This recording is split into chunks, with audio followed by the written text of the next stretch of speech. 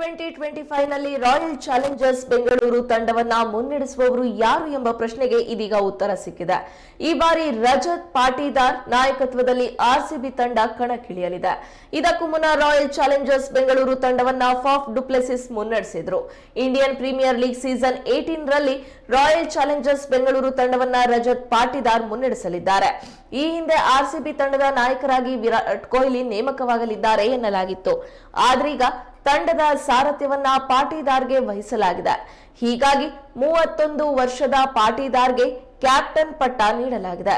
Royal Challengers Bengaluru ತಂಡ Rajat Patidar, Virat Kohli, Yash Dayal, Liam Livingstone, Phil Salt, Jitesh Sharma, Josh Hazlewood, Rasikh Salam, Suyash Sharma, Krunal Pandya, Bhuvneshwar Kumar, Swapnil Singh, Tim David, Nuwan Thushara, Romario Shepherd, Jacob Bethell, Manoj Bhandage, Swastik Chikara, Devdutt Padikkal, Mohit Rathee, Abhinandan Singh, Lungi ಎಂಗಿಡಿಯನ್ ನಂತಹ ಆಟಗಾರರನ್ನ ಒಳಗೊಂಡಿದೆ.